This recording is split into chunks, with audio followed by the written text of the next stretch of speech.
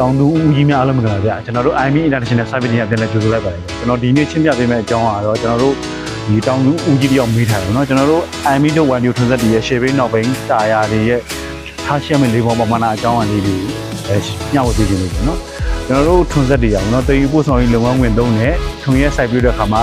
သုံးတဲ့လေးပုံပမာဏမတူဘူးပေါ့တည်ယူပို့ဆောင်ရေးလုပ်ငန်းဝင်သုံးတဲ့လေးပုံပမာဏကတော့ပိုများတယ်ပေါ့เนาะတည်ယူပို့ဆောင်ရေးလုပ်ငန်းဝင်သုံးမှာပေါ့เนาะအဲ့ဒီမှာထားရှိရမယ့်လေးပုံပမာဏရော့နေမယ်ဆိုလို့ရှိရင်ကျွန်တော်တို့ဒီတာယာပန်းနေရပေါ့ဒီတာယာပန်းနေပွန်စားလို့ပေါ့တာယာမြင့်တဲ့ area ကျွန်တော်မြည်နေတဲ့ထိရိအမြင့်တဲ့ area များတယ်အဲ့လိုများတဲ့အခါမှာfriction ပေါ့ပုတ်တိုက်မှုများမယ်ပုတ်တိုက်မှုများရင်ပွန်စားမှုများပွန်စားမှုများရင်ကျွန်တော်ရဲ့ထွန်ဆက်တာယာတက်တန်းတူမှာဖြစ်တယ်ဗျအဲ့လိုမျိုးပဲကျွန်တော်တို့ transportation ဒီ trailer နဲ့နောက်တွဲရေးဆွဲတဲ့ခါပေါ့အဲ့လိုဆွဲတဲ့ခါမှာဆိုရင်နောက်တွဲရဲ့ကျွန်တော်တို့ဝန်ရဲ့တွန်းအားရှိတယ်ပေါ့အဲ့လိုတွန်းအားတွေကိုကျွန်တော်ခံနိုင်ရရှိဖို့အတွက်ကျွန်တော်တို့ထွန်ဆက်ရဲ့တာယာလေးပေါင်ပြည့်မီကိုလိုအပ်တယ်ပေါ့နော်။ IME International ထုတ် 1DO 8CD ကိုနော်ခွန်တုံညာလေးကနေစပြီးတော့105ကောင်အထိပေါ့နော်။ဒီတိတ်ပို့ဆောင်ရင်လုံငုံခွင်မှာပေါ့နော်။ကျွန်တော်နောက်တွဲတွေဆွဲမယ် trailer တွေဆွဲမယ်အဲ့လိုမျိုးဆွဲမယ်ဆိုလို့ရှိရင်ကျွန်တော်ထားချိရမယ့်လေးမောပမာဏပေါ့။ရှေ့ဘင်းဆိုလို့ရှိရင်ကျွန်တော်တို့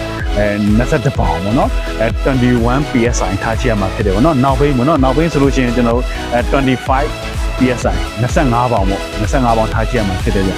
ရှေ့ဘင်းဆိုရင်ကျွန်တော်21ပေါင်နောက်ဘင်းဆိုရင်25ပေါင်အဲ့ဒါတော့ကျွန်တော်တို့ဒီတေးယူပို့ဆောင်ရေးလုပ်တဲ့အခါမှာထွေလာတွေဆွဲတဲ့အခါမှာပေါ့နော်အဲ့အချိန်မှာထားချိရမယ်လေပုံပမာဏဖြစ်ပါတယ်ဗျတော့လေယာလုံငုံဝင်သုံးထွန်ရဲစိုက်ပြတော့မယ်ဆိုလို့ရှိရင်ထားချိရမယ်လေပုံပမာဏကိုကျွန်တော်ပြောပြပေးခြင်းပါတယ်ရှေ့ဘင်းဆိုလို့ရှိရင်ကျွန်တော်တို့15ပေါင်ပေါ့နော်15 PSI နောက်ဘင်းဆိုလို့ရှိရင်ကျွန်တော်တို့18ပေါင်HPSI ထားကြည့်ပြရမှာဖြစ်ပါတယ်အကြောင်းရတော့ကျွန်တော်တို့မြေကျွန်းတာတွေမြေပွားတာတွေတနည်းအားဖြင့် slip ဖြစ်တာတွေကိုကျွန်တော်တို့နဲအောင်ပေါ့နော်တနည်းအားဖြင့်ရုံအားကုတ်အားကောင်းအောင်လို့ကျွန်တော်တို့တာယာမြင့်တဲ့ပြင်ကဒီမြေမြင့်တဲ့ပြင်နဲ့အထီးတွေ့များအောင်ပေါ့နော်အဲ့လိုမျိုးထားကြည့်ပြရတာဖြစ်ပါတယ်ဗျတောင်သူဦးကြီးများအားလုံးပေါ့နော်လေယာလုပ်ငန်းဝင်သုံးတယ်တေယူပို့ဆောင်ရေးလုပ်ငန်းဝင်သုံးမှာထားရှိရမယ့်လေပုံပမာဏများအတိုင်းပေါ့နော်ထားရှိပြီးဖို့ကျွန်တော်မှာကြားပေးရစီခင်ဗျာအားလုံးကိုကျေးဇူးတင်ပါတယ်တောင်သူဦးကြီးများအားလုံးအစီအပြေရှုံးဝေးကြပါစေခင်ဗျာ